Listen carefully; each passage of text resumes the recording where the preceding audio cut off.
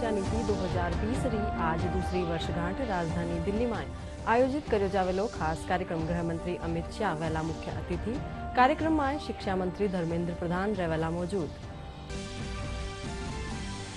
मुख्यमंत्री अशोक गहलोत शहरी क्षेत्र में सरकारी निकायां निर्मित बहुमंजिला भवनारी आवासीय इकायारी स्टाम्प ड्यूटी माथे 2% छूट देवारी घोषणा करी।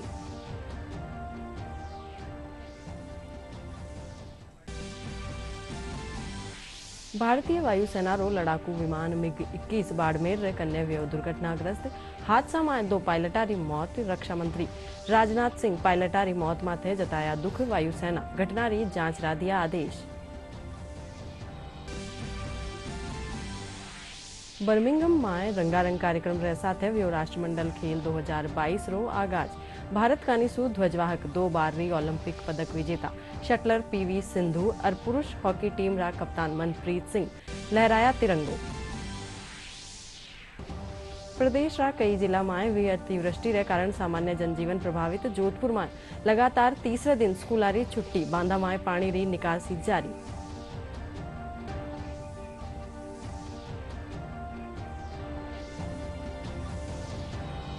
दोपहरी 1 बजे आ रही राजस्थानी खबरा में आप रो घणो मान स्वागत है। और अब देखा हाँ खबरा विगतवार। राष्ट्रीय शिक्षा नीति 2020 री आज दूसरी वर्षगांठ है। राजधानी दिल्ली में इन मौके खास कार्यक्रम आयोजित कर्यो जावेलो। गृहमंत्री अमित शाह कार्यक्रम रा मुख्य अतिथि वहेला। इन मौके शिक्षा मंत्री धर्मेंद्र प्रधान भी कार्यक्रम में मौजूद रहेला। राष्ट्रीय शिक्षा नीति 2020 की दूसरी वर्षगांठ के अवसर पर आज विशेष कार्यक्रम का आयोजन किया जाएगा। कार्यक्रम में गृह मंत्री अमित शाह बतौर मुख्य अतिथि शिरकत करेंगे। इस मौके पर शिक्षा मंत्री धर्मेंद्र प्रधान भी मौजूद रहेंगे। जानकारी के मुताबिक केंद्रीय गृह मंत्री अमित शाह नई राष्ट्रीय शिक्षा नीति NEP के आगाज के 2 साल पूरे होने पर शिक्षा और कौशल विकास के क्षेत्र में कई पहल शुरू करेंगे। केंद्रीय मंत्रिमंडल ने 2020 में राष्ट्रीय शिक्षा नीति को मंजूरी दी थी, जिसने 1986 में बनाई गई 34 साल पुरानी नीति का स्थान लिया है। इसका मकसद भारत को वैश्विक ज्ञान की महाशक्ति बनाने के लिए स्कूल और उच्च शिक्षा व्यवस्था में परिवर्तनकारी सुधारों का मार्ग प्रशस्त करना है। मुख्यमंत्री अशोक गहलोत शहरी क्षेत्र में सरकारी निकायां कानीसू निर्मित बहुमंजिला भवनारी आवासीय इकायारी लीज डीड माथे छूट देवारा प्रस्ताव ने मंजूरी दीनी है। मुख्यमंत्री स्टाम्प ड्यूटी माथे 2% छूट री घोषणा करी है। वटेर वरिष्ठ नागरिका ने आवंटित भूखंडा माथे भी स्टाम्प ड्यूटी और पंजीयन शुल्क में छूट दी गई है। अनुसूचित जनजाति संयुक्त संस्थान रा पदाधिकारी भाजपा प्रदेशाध्यक्ष डॉक्टर सतीश पूनिया सु शिष्टाचार मुलाकात कर जनजाति समाज री पहली महिला द्रौपदी मुर्मू रा राष्ट्रपति बनवा माथे प्रधानमंत्री और भाजपा राष्ट्रीय अध्यक्ष रो आभार व्यक्त कर्यो है। इन मौके अनुसूचित जनजाति संयुक्त संस्थान रा अध्यक्ष सेवानिवृत्त IAS doctor Ramdhan Meena, vice president सेवानिवृत्त IRS भागचंद मीणा, महासचिव डॉक्टर GS सोमा, सेवानिवृत्त IAS जगदीश प्रसाद मीणा, संगठन महामंत्री श्री नारायण केमला, मीडिया सेक्रेटरी केदार मीणा मौजूद रिया। आज आजादी रा सफर में बात कर रही हाँ भारत रा गौरवशाली स्वतंत्रता संग्राम री। यो स्वतंत्रता संग्राम विश्व रा महानतम संघर्ष में शामिल है। आज री कड़ी में शिक्षाविद और समाज सुधारक ईश्वर चंद विद्यासागर और स्वाधीनता सेनानी अरुणा आसफ अली ने याद कर रही हाँ।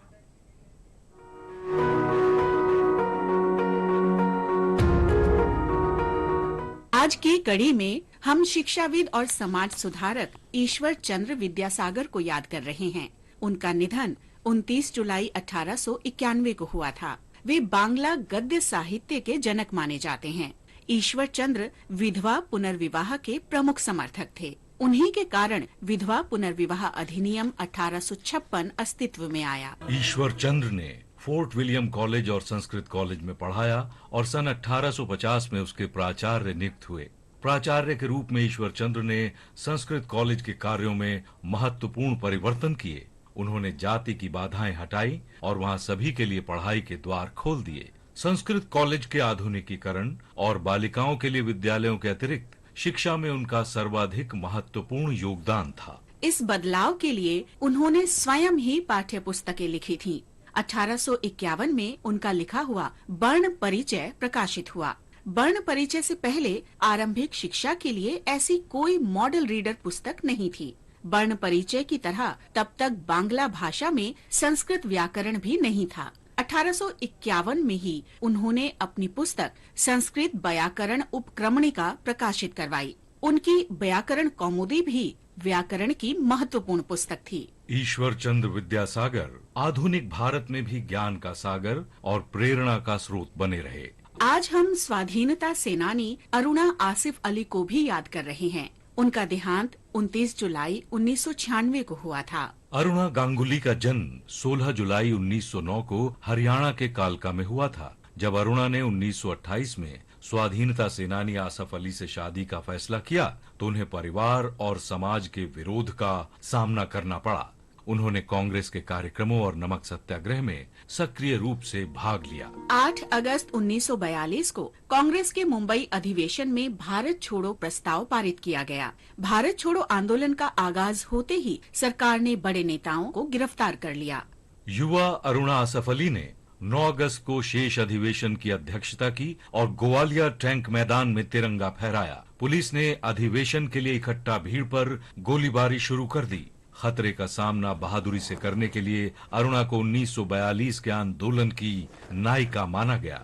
अरुणा को 1958 में दिल्ली की पहली महापौर नियुक्त किया गया। उन्हें 1997 में मरणोपरांत भारत का सर्वोच्च नागरिक सम्मान भारत रत्न प्रदान किया गया। हम आज स्वतंत्रता सेनानी सत्येंद्र कुमार मिश्रा को भी स्मरण कर रहे हैं। उनका जन्म 29 जुलाई 1912 को हुआ था। अंग्रेजों के विरुद्ध गतिविधियों के लिए उन्हें कई बार जेल जाना पड़ा। 1930 में सत्येंद्र मध्य प्रदेश के जबलपुर में स्वाधीनता आंदोलन में शामिल हो गए। उन्होंने शराब विरोधी अभियान, वन सत्याग्रह और नमक सत्याग्रह में भाग लिया, जिसके लिए उन्हें जबलपुर में कारावास की सजा सुनाई गई।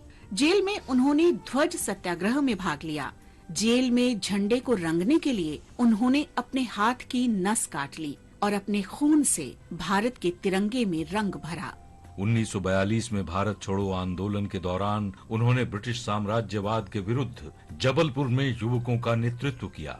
उनको गिरफ्तार कर लिया गया और 18 महीने तक विभिन्न जेलों में रखा गया। सत्येंद्र प्रसाद जीवन भर लोगों की सेवा करते रहे। 4 अप्रैल 1999 को उनका निधन हो गया।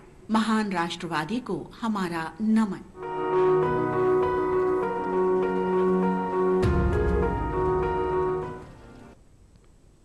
सावण मास में हरियाली मावस और सावणी तीज रो न्यारो ही महत्व है। इन मौके जटे पेड़ पौधा लगा प्रकृति और पर्यावरण री सुरक्षा रो संकल्प लियो जावे है। बटे ही परिवार री खुशहाली खातर महिलावां उत्साह और उमंग रे साथे हरियाली तीज मनावे है। इन मौके महिलावां लहरिया पैंड सावण रा झूला रो आनंद लीनो और महिलावां तीज त्योहार माथे जोर देता थका कया कि राजस्थान री सांस्कृतिक विरासत ने संरक्षित करवा खातर रीति रिवाज ने बरकरार राख्यो जानो चाहिए।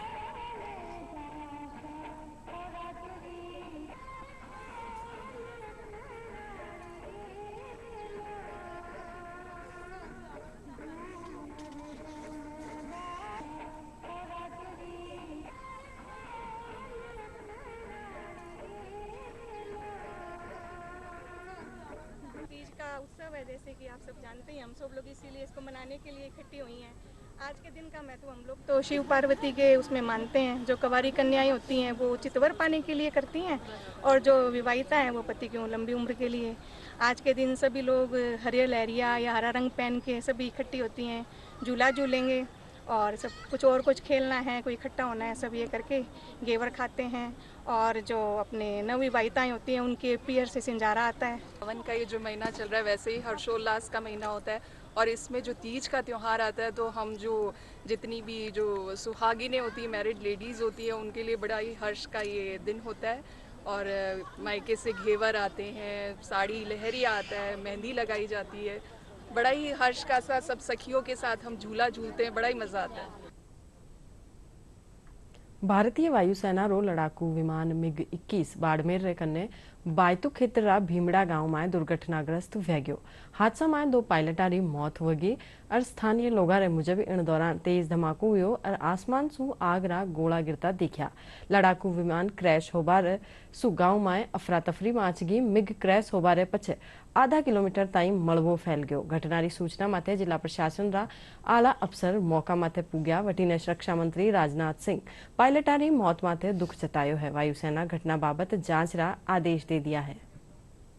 भारतीय वायुसेना का एक MiG-21 लड़ाकू विमान राजस्थान के बाड़मेर के पास दुर्घटनाग्रस्त हो गया। दरअसल दुर्घटनाग्रस्त हुआ विमान एक ट्रेनर विमान था। बाड़मेर के जिला कलेक्टर के मुताबिक दुर्घटनाग्रस्त लड़ाकू विमान के दोनों पायलट शहीद हो गए। रक्षा मंत्री राजनाथ सिंह ने वायुसेना प्रमुख से बात कर विस्तृत जानकारी ली। रक्षा मंत्री राजनाथ सिंह ने दोनों पायलटों की मौत पर दुख व्यक्त किया है। घटना के जांच के आदेश दे दिए गए हैं। उन्होंने ट्वीट करके कहा कि राजस्थान में बाड़मेर के पास भारतीय वायुसेना के MiG-21 ट्रेनर विमान के दुर्घटनाग्रस्त होने और हादसे में 2 वायु योद्धाओं की मौत से गहरा दुख हुआ। राष्ट्र के प्रति उनकी सेवा को कभी भुलाया नहीं जा सकेगा। दुख की इस घड़ी में मेरी संवेदनाएं शोक संतप्त परिवारों के साथ हैं। बर्मिंघम में रंगारंग कार्यक्रम रह साथे राष्ट्रमंडल खेल 2022 रो आगाज हुयो। उद्घाटन समारोह में 2 बार री ओलंपिक पदक विजेता शटलर PV सिंधु और पुरुष हॉकी टीम रा कप्तान मनप्रीत सिंह ध्वजवाहक बन्या। प्रधानमंत्री नरेंद्र मोदी और राष्ट्रपति द्रौपदी मुर्मू भारतीय खिलाड़ियों ने शुभकामनाएं दीनी।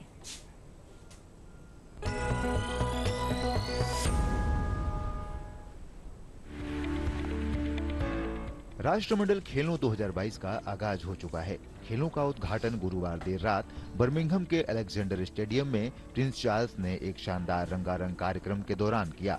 कार्यक्रम के दौरान तकरीबन 1500 कलाकारों ने सांस्कृतिक प्रस्तुतियां पेश की।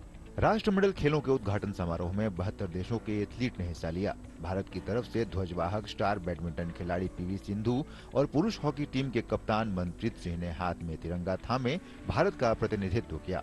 इस दौरान भारतीय दल के सभी सदस्यों ने हाथ में तिरंगा लिए दुनिया को संदेश दिया कि वे प्रतिस्पर्धा के लिए पूरी तरह से तैयार हैं। राष्ट्रमंडल खेलों के उद्घाटन से पहले प्रधानमंत्री नरेंद्र मोदी ने खेलों में हिस्सा लेने वाले सभी खिलाड़ियों को शुभकामनाएं दी। प्रधानमंत्री ने कहा कि आज का दिन खेलों के लिहाज से काफी अहम है। Today is a good day for international sports. We have the 44th Chess Olympiad starting here in India. In the UK, the 22nd Commonwealth Games will begin today. Thousands of athletes from many parts of the world are keen to make their nation proud. I wish them all the best. Bharat 18वीं बार राष्ट्रमंडल खेलों में हिस्सा ले रहा है। राष्ट्रमंडल खेलों में भारतीय खिलाड़ियों का प्रदर्शन साल दर साल बेहतर हुआ है। पिछले राष्ट्रमंडल खेलों में भारत तीसरे पायदान पर था। ऑस्ट्रेलिया के गोल्ड कोस्ट में आयोजित राष्ट्रमंडल खेलों के पिछले संस्करण में भारतीय दल ने शानदार प्रदर्शन करते हुए 26 स्वर्ण पदक, 20 रजत पदक और 20 कांस्य पदक के साथ कुल 66 पदक जीतने में सफलता हासिल की थी। देश में खेलों के क्षेत्र में क्रांतिकारी परिवर्तन के बाद इस बार भारतीय दल से शानदार प्रदर्शन की उम्मीद की जा रही है। भारतीय दल के कई ऐसे खिलाड़ी हैं जिनसे इस बार देश को पदक की उम्मीद है। इन नामों में मुख्य रूप से बैडमिंटन खिलाड़ी PV सिंधु, लक्ष्य सेन, किदाम्बी श्रीकांत, पहलवान रवि दहिया, बजरंग पुनिया, मुक्केबाज लवलीना बोरगोहेन, निकहत जरीन और वेट लिफ्टर मीराबाई चानू सहित कई एथलीटों से स्वर्ण पदक की उम्मीद है। बर्मिंघम में 28 जुलाई से 8 अगस्त तक होने वाले इस इवेंट में भारत के 213 खिलाड़ी अपने खेल कौशल का प्रदर्शन करेंगे। उम्मीद है इस बार भारतीय खिलाड़ी अपना बेहतरीन प्रदर्शन करते हुए देश को गौरवान्वित करेंगे। प्रदेश में मानसून रो दौर जारी है। चौखी बिरखा होबासू नदी नाला में पानी री आवक बनी हुई है। राजधानी जयपुर समेत प्रदेश श्री गंगानगर, अलवर, करौली, बीकानेर, जोधपुर में चौखी बिरखा हुई है। इणसू कई ठोरा माथे जल भराव री स्थिति बनी हुई है। मौसम महकमो आबाड़ा दिना में बिरखा रो दौर जारी रहेबारी संभावना जताई है। और खबरा में टेम है खास और मोटी खबरा एक बार फेरू। राष्ट्रीय शिक्षा नीति 2020 रो आज दूसरी वर्षगांठ राजधानी दिल्ली में आयोजित કર્યા જાવેલા खास कार्यक्रम गृहमंत्री अमित शाह वहेला मुख्य अतिथि और कार्यक्रम में शिक्षा मंत्री धर्मेंद्र प्रधान रहेला मौजूद। मुख्यमंत्री अशोक गहलोत शहरी क्षेत्र में सरकारी निकायाकानी सुनिर्मित बहुमंजिला भवनारी आवासीय इकायारी स्टाम्प ड्यूटी माथे 2% छूट देवारी घोषणा करी।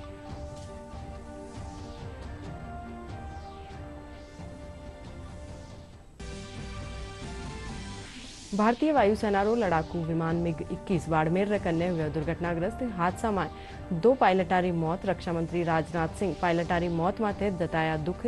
वायुसेना घटनारी जांच रा दिया आदेश।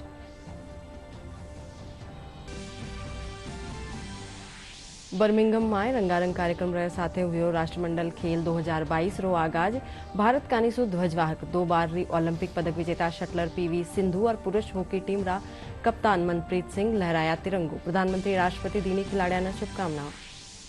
प्रदेश रा कई जिला में हुई अतिवर्षी रे कारण सामान्य जनजीवन प्रभावित। जोधपुर में लगातार तीसरे दिन स्कूल री छुट्टियां और बांधा में पानी री निकासी जारी।